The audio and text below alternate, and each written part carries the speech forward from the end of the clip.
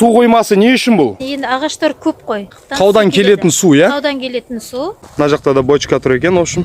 Алматының адамдары өте пейілдері дархан екен. Болды ма?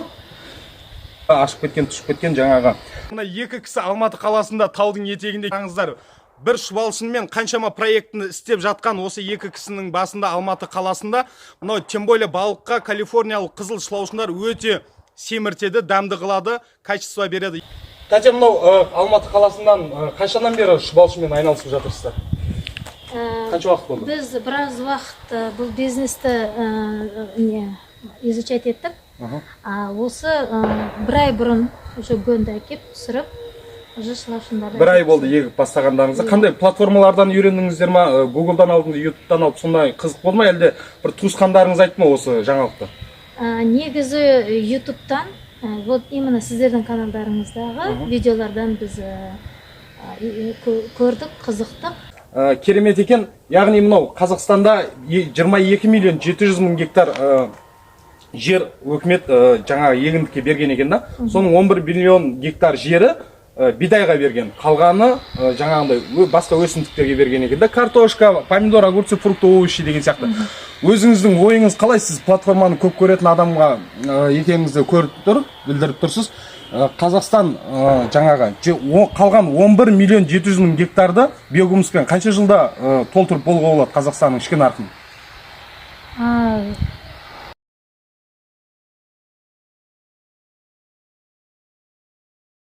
Шұлаушынның тамақтары қалай болу керек екен, ішіндегі температурасы, градустары, ішкі сыртқы жаңағы дүниесін сезіну, онымен жаңағы шұлаушынмен тілдесу жайлы бірінші толық үйрену керек сіздерге. Мына жерде көріп жатырмыз, теплица қылып, үстін жауайын деп жатыр екенсіз. Алдымызда қыс мезгілі.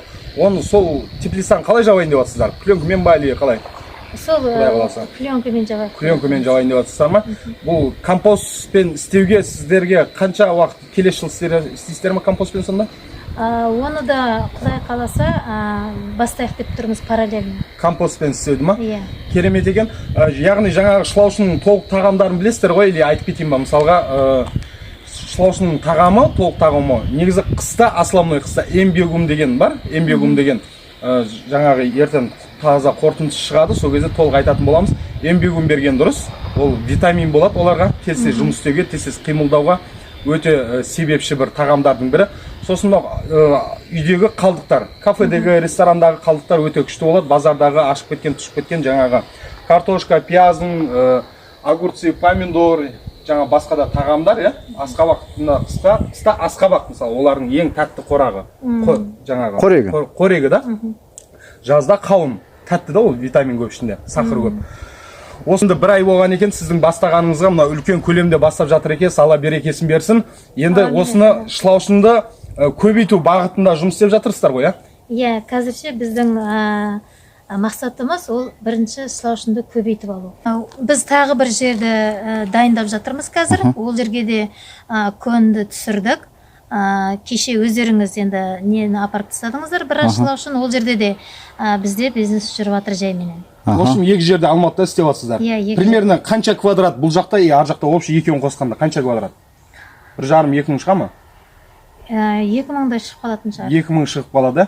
Міне мысалға сіз қазір айтып жатырсыз, тәтем 1,5-2 мың квадратқа жобалап қалады деп. Ертең Құдай қаласа февраль-март айында бұл 1,5-2 мың квадратыңыз толықтай шұлаушынға толатын болады. Ішіндегі жаңағы малектары бар, жұмыртқалары бар, Енді соны көбейту бағытында жұмыс істеу керек қой сіздерге. Иә. Әзірше біз көбейтейік деп тұрмыз.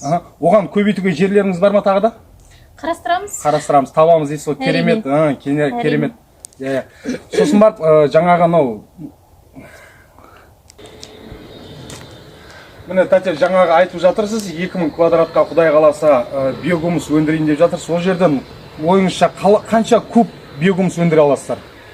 Енді біз 2000 квадраттан шамамен 400 куб аламыз деп жоспарлап отырмыз. 400 кубқа керемет екен. Әр талдың түбіне 20 литрдан салған оқтат, мына жерде талыңызға 300 куб кетедіген. 300 куб. Қалған 100 кубын сатуға дайынсыз ба? Енді ары қарай сату жоспарда ғой. Сатсақ сатамыз, сатпасақ тағы көре жатар. Тамаша екен, мынау жаңағы басқа да мысалға бизнес жоспарларыңыз бар ма? Осы биогумустан басқа. Биогумус осы жерге қатысты биогумустан басқа жоспарларыңыз бар ма проектте? Біз қазірше осы шылаушындармен айналыса бастадық. Биогумус аламыз. Содан кейін тағы да оған қатысты бизнестер, мысалы балықпен айналысқымыз келіп тұр. Өйткені бізде шылаушын болады. Сол шылаушынмен балық бизнесін де бастап кетсек па деген ойда. Форель балығын, иә? Иә. Күшті екен, керемет. Таудың суы келіп тұрады мына жерде Алатауда. Қазір енді Құдай қаласа қанша жұмыскерлер қолыңызда бар? Жұмыс істейтін адамдар. Міне, керемет екен тәте, мынау 2000 квадрат деп айтып жатырсыз. 2000 квадраттан қанша куб биогумус өндіремін деп ойыңызда бар?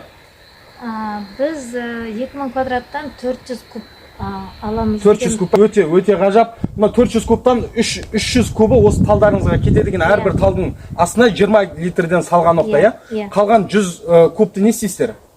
Қалған 100 кубты біз келесі бизнес көзін ашайық деп жатырмыз. Ол мысалы балық асырасақ па деп. О, балық керемет екен балықтар. Міне ағайын қараңыздар, бір-екі кісі бір-екі проектімен тоқтап қалып жатқан жоқ. Яғни шұбалшыны бар, осындай бақшалары бар. Өте керемет екен. Жаңа да айтып жатыр, басқа да проектілер бар деп, значит, тауығыңыз бар, басқаңыз бар, алға қойған жоспарларыңыз көп екен, иә? Керемет екен. Енді мынау форель балығы ғой, сіздердің асырайын деп жатқаныңыз. Өте керемет климат екен. Алматыда осындай таудың етегінде суы таза, хлор қосылмаған, осы жерге үлкен бассейн істесеңіздер, өте тез дамитын, салмақ беретін ең қымбат балықтардың бір түрі болып аталады Қазақстан бойынша. Міне керемет ой жоспарлар екен. Қандай балықтың түрлерін асырайын деп жатырсыз? Бекіре деген балықтар. Бекіре осетра, иә? Осетра. Ол балықты осы жерге асырайын деп жатырсыздар ма? Әрине.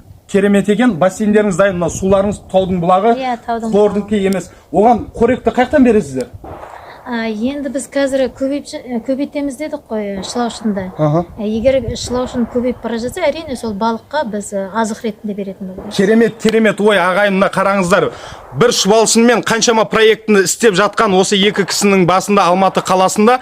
Мынау тем более балыққа калифорниялық қызыл шылаушындар өте семіртеді, дәмді қылады, качество береді. Енді мынау істеп жатқан осыншама проектіңіздің арасында қанша адам қолыңызда жұмыс істейді сіздің? 10 шақты адам. 10 шақты адам, иә? Құдай қаласа келесі жыл ол 30-40-қа аса береді.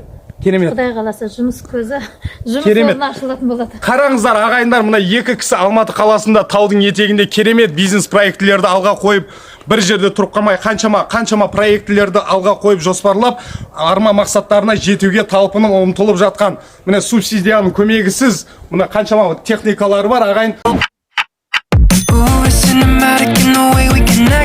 Girl, you're so familiar, I never expected you to be right in my arms. My favorite part, how you talk in the dark.